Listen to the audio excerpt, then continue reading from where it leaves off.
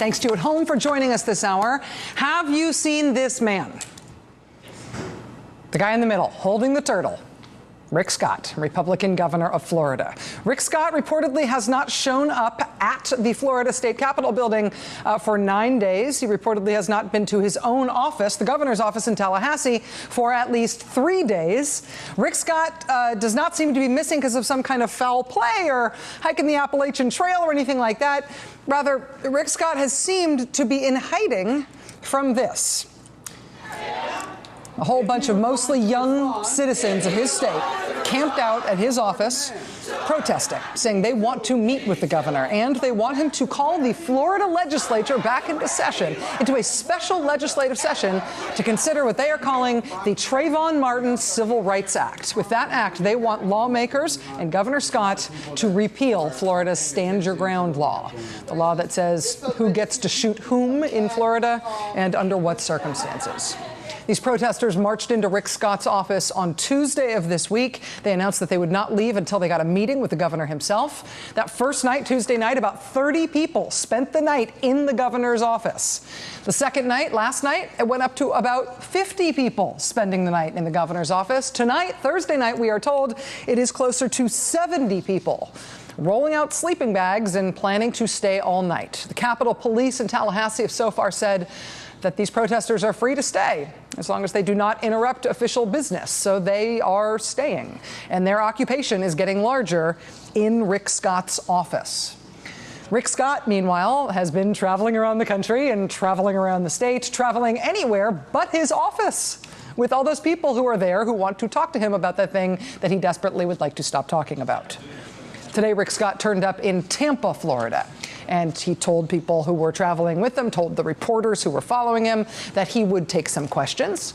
Naturally, when he went to take questions, the first one was about Stand Your Ground.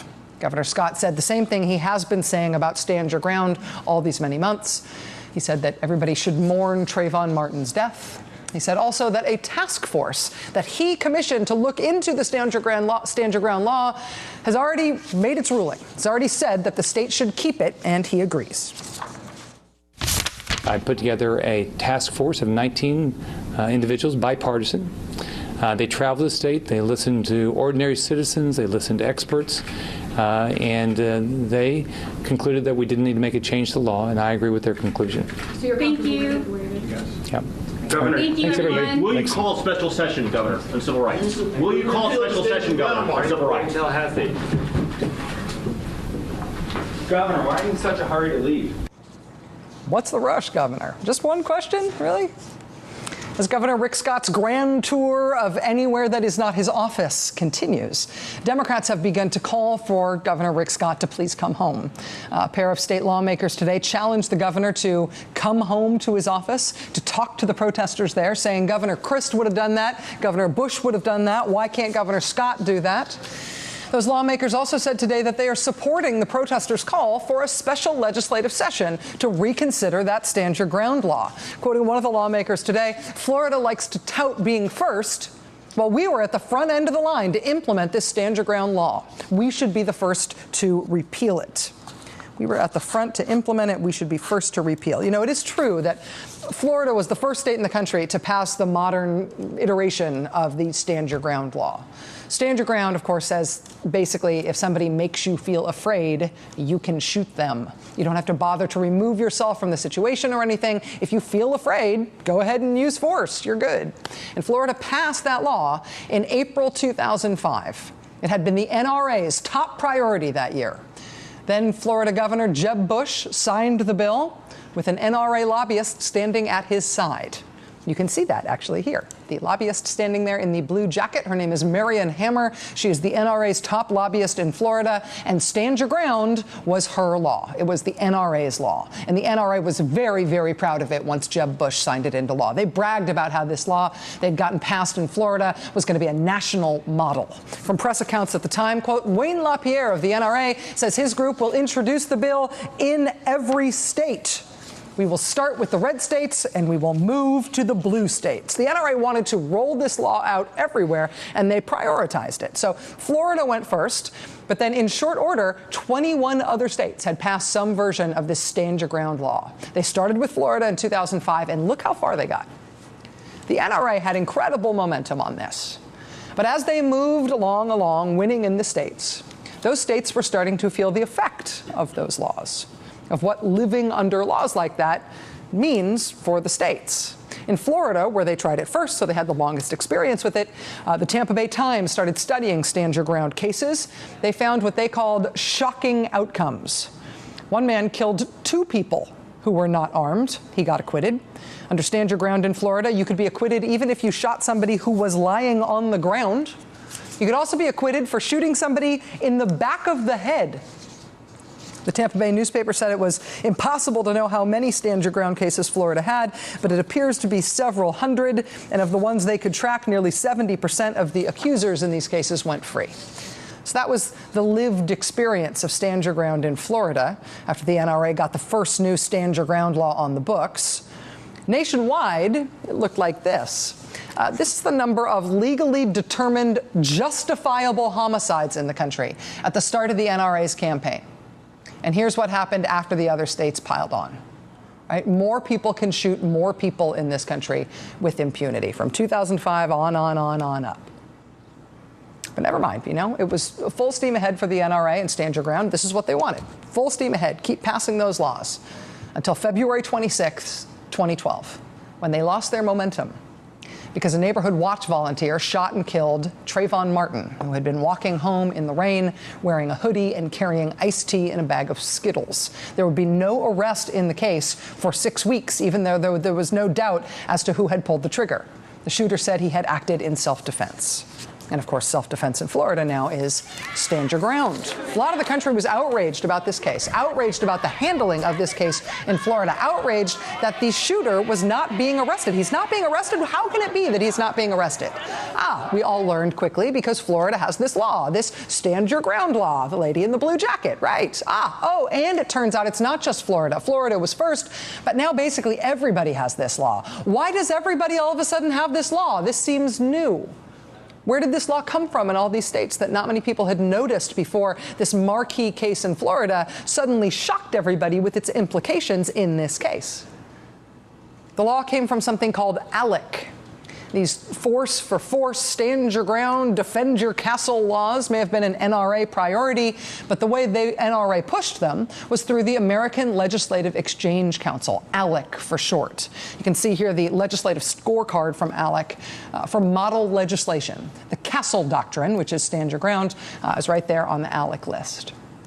This chilling marquee case in Florida attracts enough outrage that the big mainstream corporate interests that belonged to ALEC started to get embarrassed to be associated with the law, right? Because the uproar was not just about Florida. Once people realized what this law was and how it had spread, it was not just about the NRA or the stand your ground law. It's about the way the law had been written as model legislation by this group that the NRA and all of these corporations were part of. And the corporations, these other constituent members of ALEC, beyond the NRA, they started to get embarrassed about being associated with this. Why on earth does Kraft Foods want a shoot first and ask questions later bill on its legislative agenda? So Kraft Foods, drops their membership from ALEC, which had been pushing all these stand your ground laws. PepsiCo drops their membership from ALEC. Coca-Cola drops their membership from ALEC. Mainstream household name companies start dropping out of ALEC one after another. And then finally, ALEC announces, okay, we are getting out of the stand your ground business. We are eliminating our Public Safety and Elections Task Force. I mean, why would Pepsi be working on gun laws, right? Didn't make any sense. And so ALEC, when they got the pressure, started to see the pressure manifest as its corporate sponsors dropping out, and ALEC thereby dropped the issue. But the laws do not go away. And in fact, the NRA stays as much a part of ALEC as ever. They kept on, the NRA, doing a trap shooting event with ALEC at ALEC's recent convention, sponsored by the machine gun maker, Browning Arms Company. The NRA remained very much a part of ALEC. And now, with the protesters camped out at Rick Scott's office, and with Florida sort of the birthplace of the Stand Your Ground law, and with Rick Scott refusing thus far to go back to his office because apparently he does not want to talk about this stuff, the power of the NRA is once again back at the center of American politics, the way it has been since December, since the mass shooting at that elementary school in Newtown, Connecticut. What happened in Florida is a different tragedy from what happened in Newtown, but it turns out that while the impetus might be different, the fight is the same, and the adversary is the same. And all of the anti-NRA outrage and anti-NRA work that we have seen as a nation since the Newtown tragedy, it matters all over again, right? I mean, the Newtown families continuing to lobby members of Congress, continuing to lobby in the states, pushing on after even losing that big Senate vote. Just this week, Newtown families, here's Francine Wheeler, taking her case to states like Pennsylvania that are considering changes in their gun laws. Now joined by a new group dressing up at one point in cow costumes recently and saying it's time to stop being cowed by the NRA. And Congresswoman Gabby Giffords and her husband, the astronaut Mark Kelly, visiting 7 states in 7 days, making the case for gun reform. The Congressional Black Caucus saying they're ready to legislate against Stand Your Ground, encouraging President Obama to not give up on the issue despite the uphill fight. There's been all of this work to organize against the NRA since Newtown. On the other side, the NRA is standing there in the wake of the Trayvon Martin outrage saying, yeah, we're going to defend Stand Your Ground. This is our law. If Stand Your Ground is going to fall, it's going to be because the forces arrayed against the NRA are stronger than they have ever been. And they are stronger than they have ever been for a lot of reasons. Are they strong enough now to make a difference? Moments ago on this network, a member of the group that is camped outside the Florida governor's office said he just now got a phone call from the governor. He says the governor told him that he will finally meet with the protesters tonight. Maybe the governor just wants his office back, or maybe there is room here for something to change. Joining us now is Mark Caputo. He's a political columnist for the Miami Herald. Mr. Caputo, thanks very much for being with us. It's nice to have you here. Thanks for having me. So you have written about the role of Stand Your Ground in the overall Trayvon Martin, George Zimmerman case. You have also written that regardless of the outrage and all the pressure, nobody should expect this law to change. Are you at all surprised to hear the governor at least wants to talk to the protesters in his office about it tonight? Well, no. I mean, I think they've made it quite clear that they're going to stay there for quite some time. So if they stay in his office and they increase in numbers, eventually he's going to have to address them. In 2006, a similar group, the forerunners of this group, held a sit-in when Jeb Bush was governor. That was regarding the death of a young man named Martin Lee Anderson. And what happened there is they stayed, and Jeb Bush finally met with some of the folks. And then they went away. And I think Rick Scott has kind of gotten the message. In thinking about the power of the NRA, you know, when this initially passed, it was not at all a subtle thing, right? That with the Jeb Bush, it was NRA language. Jeb Bush signed the law with the NRA lobbyists standing next to him. The NRA proudly touted this as something that they not only got done in Florida, but that they were going to get done all the way across the country. It was clear that this was something, the authorship here was very clear. Has the political power of the NRA changed at all relative to its opponents since Newtown, since the sort of repoliticization of guns in this country after that tragedy in Connecticut? Well, we haven't seen any evidence of that changing in Florida. Understand, Florida has very urban areas, Miami, Tampa, Jacksonville, but it's still a southern state in many of its sympathies, and part of that is gun culture. Florida was nicknamed the gunshine state for a reason. I mean, we like guns here. There's 1.15 million concealed weapon permit holders.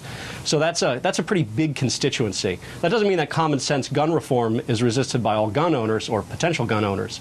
But right now, the economic interests are favoring the the proponents of more gun rights. The folks who oppose gun rights or want to scale back gun rights or want to have more gun control, if you will, they really have an uphill battle. Understand the legislature is overwhelmingly Republican. Democrats barely have about 36–37% of the seats on average in the House and the Senate together. And the governor's office is controlled by a Republican.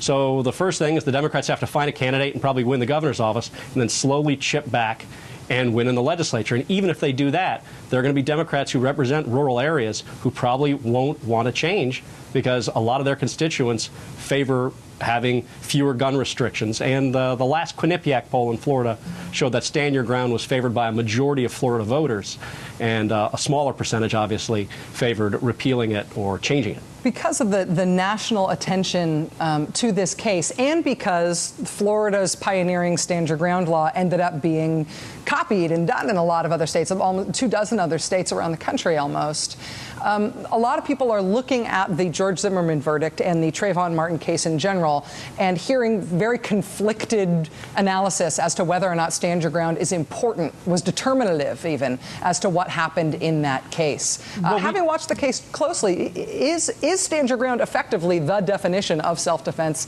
in Florida? Was it central to the case in the way it was decided? Yeah, remember this, is that stand your ground is self-defense in Florida. If you have a self-defense defense in Florida, it's a stand your ground defense, especially in lethal force cases. This was a lethal force case. Therefore, stand your ground has something to do with it. Was it determinative? Well, we don't know. We weren't in the jury room. But we do know this, is that the jury instructions had almost word for word stand your ground language. And juror B37 told CNN that they had discussed stand your ground. In fact, she twice, of her own accord, mentioned stand your ground.